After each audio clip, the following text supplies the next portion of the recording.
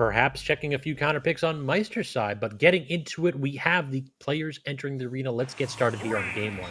2, 1, go! Simple game on PS2 to start you.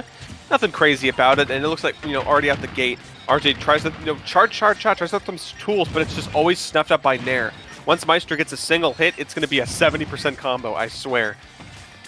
Yeah, this man knows that he only needs one combo starter to carry you off the stage and rack on tons of percent. It looked like ARJAY actually read that roll in, but the up B bailing Maister out. Charge shot into a nice string, but again, Maister just slipping out of these strings, just weave it. But look at the movement right there by ARJAY. Yeah, weaving through the breakfast platter. It was actually really good stuff. And even in percentage, keeping it close, keeping it, and I like that. Not even always approaching. You can't really kind of pester with projectiles because of the bucket. The best you can do is just kind of do some movement and kind of pester Maister with Zair because, has that extra reach. One thing that ARJAY will have to worry about here is that he needs to be careful with his bomb usage because you can absorb the explosion from bombs. And that is just going to give Maister another tool in his pocket. But the back air exploiting Game & Watch's weak weight to claim that stock one. Oh no. And that's a full bucket. You can't let that happen. This is, I think you can get down throw bucket that might kill at 20.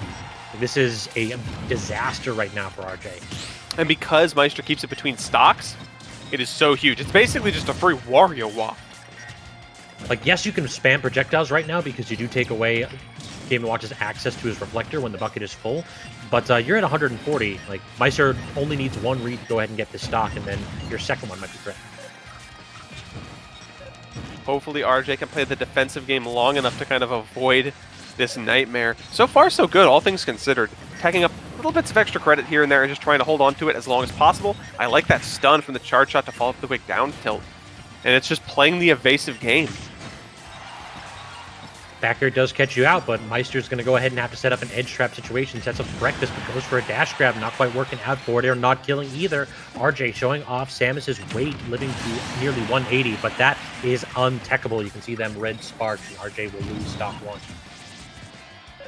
And remember that bucket is on board, so one stock can become two stocks really quickly. ARJAY is not careful. Like that back air. Yeah, it's been really good. I was just about to highlight that. Up tilt taking it too.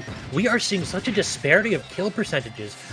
ARJAY surviving to 180 while Maister is dying at about 100 or less. Big difference here in the scrapping tools that Samus brings, and because the projectiles are now free-flowing, the difference has been made here. And there's that bucket. There's that stock, evening it up really quickly, and that's what ARJAY had to be careful of and kind of played around, knowing that even though it says 2 stocks to 1, it's not 2 stocks to 1.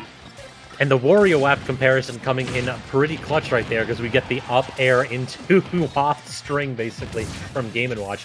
Now ARJAY has to be a lot more judicious with his projectile usage because Maister has another bucket available, and I don't think he wants to get that twice. Oh no! The little explosion still fills it up. Yes, Morph Bomb just a baby bit, and then found it. Because ARJAY needs to use them to stall, it's enough. And is that the charge shot that actually does it? The rolling in straight into the maw of Samus's just charge shot is just insane. It takes it at 118? Yeah, charge shot is a powerful projectile. I was surprised that Maister didn't roll through right there. It really looked like it was on the edge of that hitbox, but pristine spacing by ARJAY right there to take that one. Absolutely immaculate.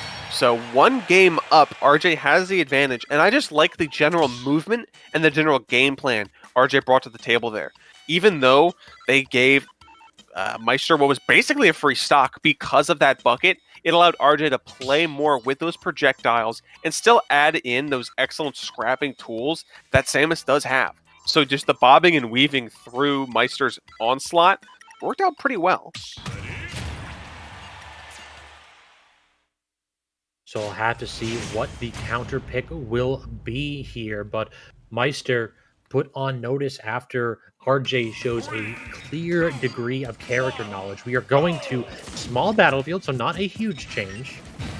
Perhaps we'll see Maister live a little bit longer on the stage with his extended blast zones. Exactly. And you got to keep in mind that even though it's similar layout, it's the blast zones that, like you said, are different. And the stage size itself as well, which gives Samus a little bit less time to run away. Ooh, I'm liking these options. Drag down Nair, not quite going to get the grab. Instead, Maister trying to start up a string, but ARJAY's really using the morph ball so well and just dodge around. Like, that momentum shift that it gives you has been invaluable for him. Exactly, just kind of tripping up Maister on where RJ's planning to go, creating just enough friction that it's hard to really pin him down.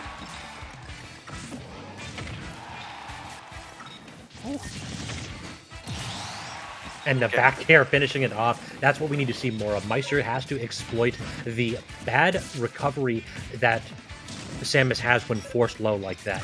You can go ahead and just toss out a turtle and that'll get the whole thing. And now we've got bucket full one more time. There it is. That'll do. That's a stock. One slip up from RJ turned this comebackable game into a nightmare of trying to claw your way from the depths against Maister 2 stocks up.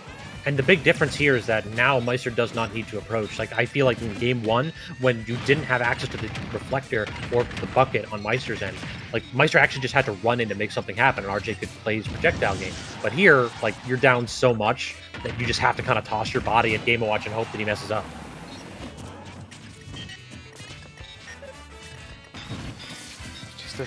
I feel so bad for RJ right now, having to kind of claw their way back.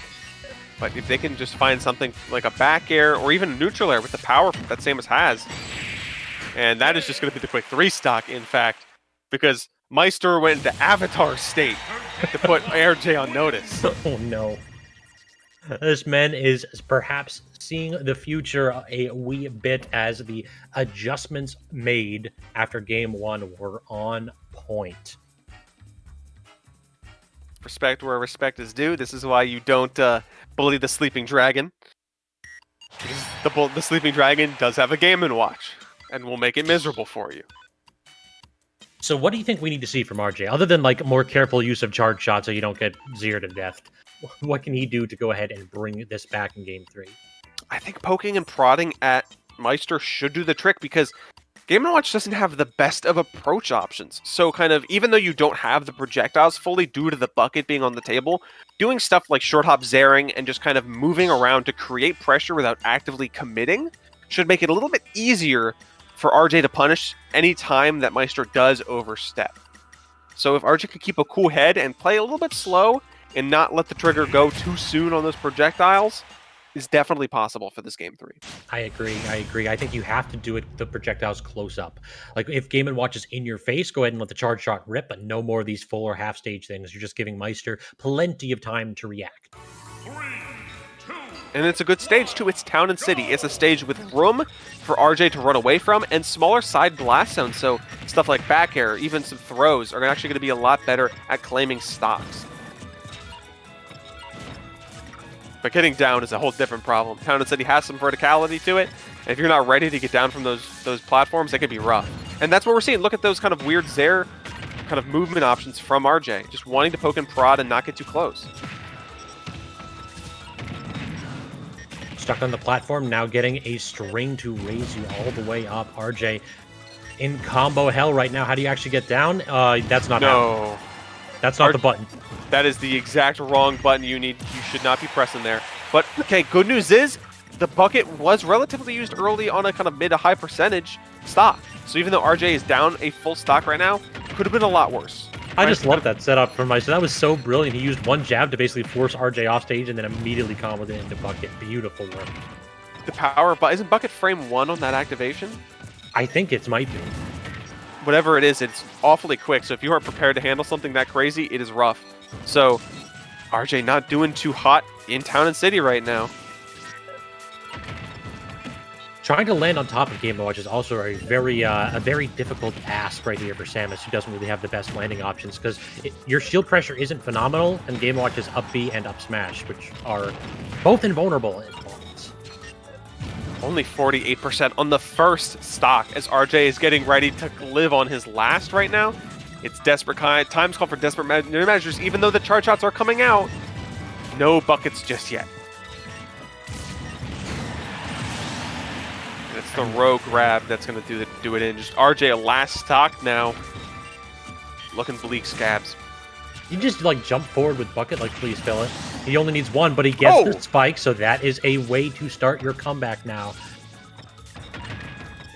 Bit by bit, RJ can fight their way back, but it is a long process. It's the second this man hits B. Maister already has the projectile ready, but right there, try to dash away, it looked like. Caught up in the movement to kind of bring out the bucket, unfortunately for Maister. Headbutts into a bomb as well for good measure. And RJ's just playing it safe, focusing on movement, trying not to do anything too crazy, because it's difficult fighting a Game & Watch. And with two slots in the bucket filled, gotta be careful with those morph bombs, or else the third one will be in, and that could be it. Nope, no double jump here, I think, but good tethered recovery to get back to stage and try to force your way to center. Just these tiny little weak hit ones. Like, if I'm going to feel your bucket, you're not going to get anything good out of it.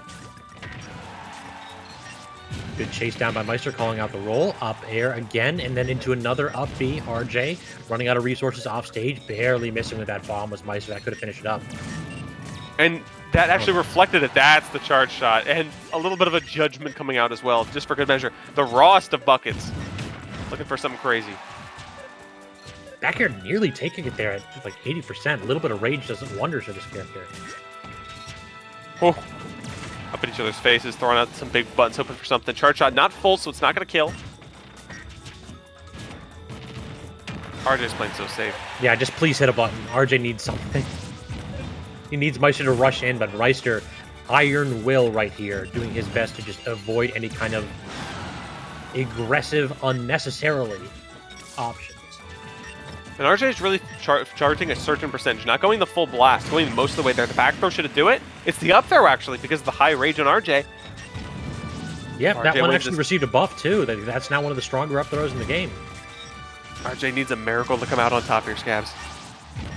One back air, forcing RJ high again. Every time he has to land, it feels like a heck of a challenge, as Maister's doing a great job of covering it. Gets the back air, small conversions here.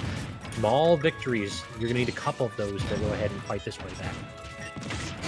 Dancing around all the hitboxes, but no, jump is pushing the drift back just a slight amount. RJ was working so hard that last game, putting everything on the table, but unfortunately, it was just barely not enough to come out on top. But all the respect for Maister for tapping that in, not giving RJ the chance to make it a full possibility. Yep, that was a great comeback attempt by RJ. 100% just calmed down after being down 3 stocks to 1. Got a nice conversion there with the down air, but the problem is that is a tough hill to climb when you're facing down a top player like Maister. It's always a tough game, especially one of the best in the world.